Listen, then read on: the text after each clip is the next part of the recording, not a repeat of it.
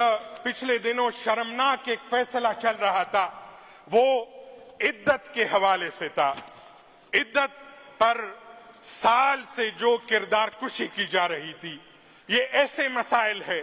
इद्दत का जो इशू है उसमें फिक्र इस्लामी के तमाम मराजे इस बात पर मुत्तफिक है कि इसमें खातून का कौल मोतबर होगा।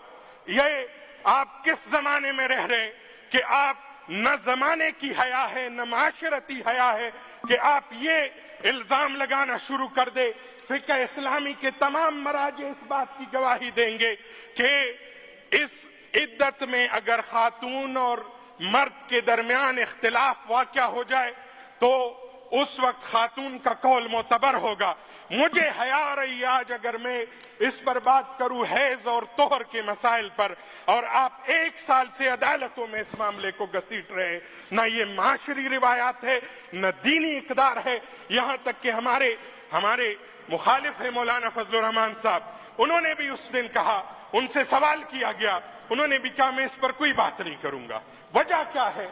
ये बेहयाई है, ये जुल्म है। और इन मामलात में जहां अल्लाह के महबूब सल्लल्लाहु अलैहि वसल्लम ने खातून को क्या हुकूक दिए थे, जब हजरत खदीजतुल कुबरा रदी अल्लाह तआला अन्हा का विसाल हो रहा था, वो हजरत फातिमा ज़हरा तशरीफ लाई और कहा आपका चादर चाहिए।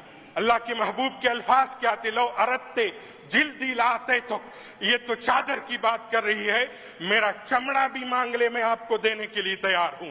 ये हुकूक थे खातून के, और आपने उस पाकबाज खातून पर, बापर्दा खातून पर ये इल्जामात लगा दिए कि इद्दत ये तो कोई भी खावन 10 साल बाद उठ जाएगा और ये इल्जाम लगाना शुरू कर देगा कि जनाब हमारे यहाँ इद्दत का ये मसला हुआ था।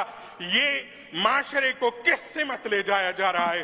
खुदारा वो जज होश के नाखुन ले, वो इस बात पर तवज्जो दे, उलमा और मशाइख के सिफारिशात ले ले इसमें, उलमा और मशाइख की राय ले ले इसमें, और उसके बाद कोई फैसला कर ले। मैं एक अर्ज कर दूं, हमारे मैं हमेशा कहूंगा